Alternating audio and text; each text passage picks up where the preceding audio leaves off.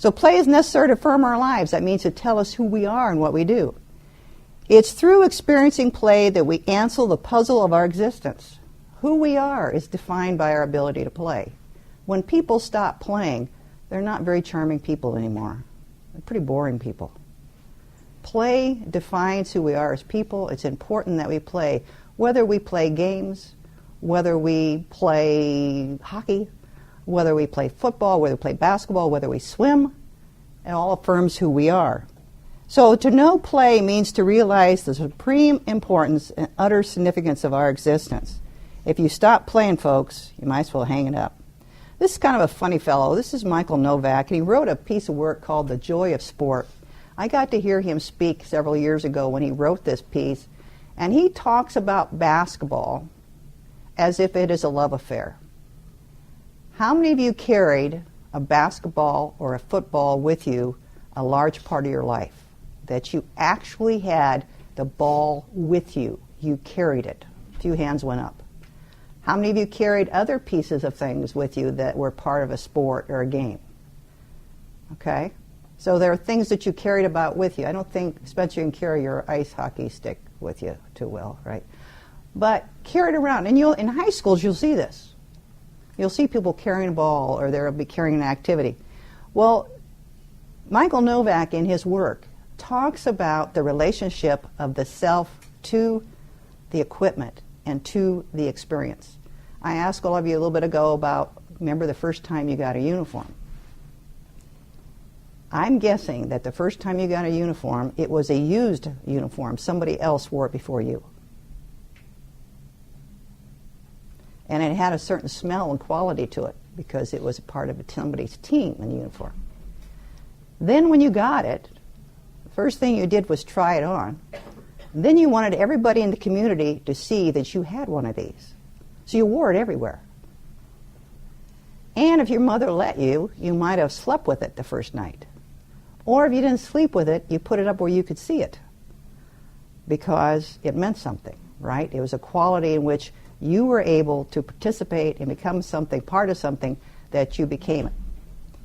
In the newspaper this morning, any Lewiston natives in here? Any Lewiston natives? Nick Mangeas, the former football coach.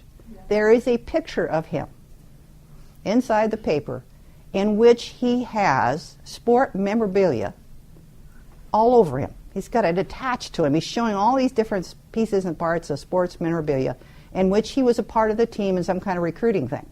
He's very, very proud of that. And most of us are. That we go through the ritual of being a part of a team, that we want other people to be a part of that.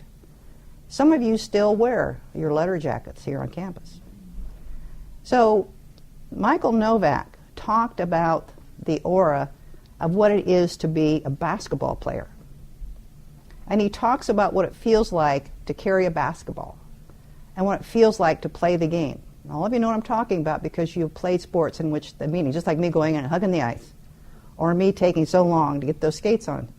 Spencer, it takes me forever to get them on just right, get the right feel, to get what I want from it.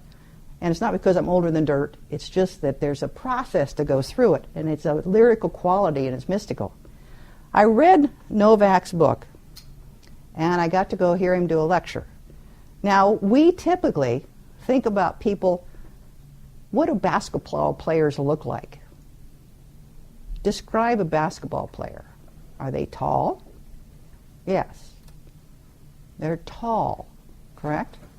Are they big? Usually, right? And there's some kind of quality to them. Seth said earlier to me that football has a masculine quality to it, right?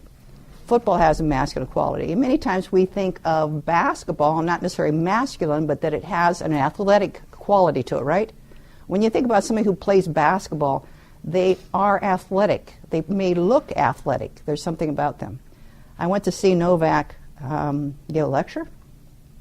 They introduced him, and he came in. If he ever played basketball, you guys, he was the ball.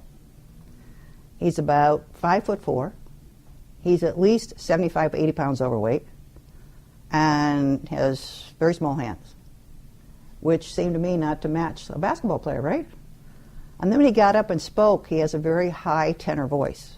So that didn't match what he was talking about either. So it kind of broke my sense there about what he was talking about. So I had to get out of that mode of thinking that you have to be, a specific thing. Michael Novak's a very important person in the United States because he has written a number of works. He also was in the Ronald Reagan White House, and he was in the Department of Education with them. But he says that the basic reality of all human life is play, games, and sport. These are the realities for which the basic metaphors of all that's important in the rest of life are drawn. He also continues on and says, work, politics, history are illusionary, misleading and false. Being, beauty, truth, excellence, transcendence, these words grown in the soil of play, wither in the sand of work. Art, prayer, worship, love, civilization, these thrive on the field of play. Very lyrical. So I'm talking about, Spencer, when I go to the arena. All of these things have that meaning to me as I play. I think for you too, Spencer, because you've got to carry that bag around. I've never, you hockey players amaze me, what you cart around with you. Now, this guy is a philosopher at Boston University, and he says that play helps confront you with the world. I mentioned to you guys earlier that when you go out to get a job, whether you were an athlete or not will help you get a job. Because athletes, and you've all been athletes at one level or another, being an athlete makes you more competitive. And it's because how you confront the world. Athletes tend to be more aggressive. Athletes tend to be more involved in teamwork. Athletes tend to get the job done. If you want to get something done, hire an athlete. General George C. Marshall in World War II said, I have a dangerous mission that needs to be done. Go get me a West Point football player. I have a dangerous mission that must be done. Go get me a West Point football player. Now, what's the literal meaning of play? When we think about play, we usually think about children. And this word paideia means play. It means childlike play. And I think we've also talked about this. How many of you have ever, as a child, turned in circles as fast as you could and then fell down when you got dizzy? How many of you done that? How many of you have done that? Put your hands, quite a few of you, right? You turn as fast as you can, go, go, go, go, go, go, and then you fall down and then you giggle, right?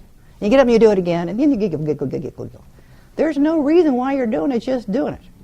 We have animals at home, and it's always kind of funny to me to watch animals play. Animals play. Even my old horse plays. Not much, but some. She sees me and she gets all excited, she runs around until I try to catch her, and then she runs away some more. But anyhow, they play. Our dogs play. The cats play. Not a lot, but they play. So it's a very important part of the do. There's no meaning behind this. Paideia, meaning child, from the Greek.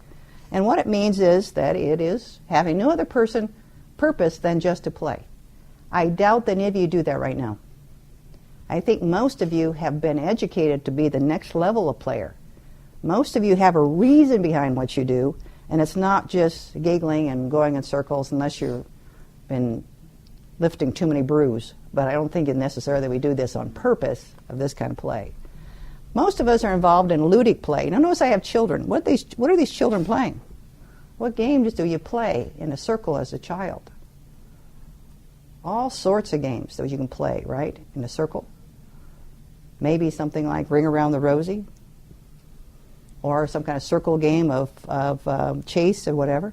Ludic play means that there is rules and limits. You have rules and limits to what kind of play you're doing. So there's both pedagogic play and there is ludic play.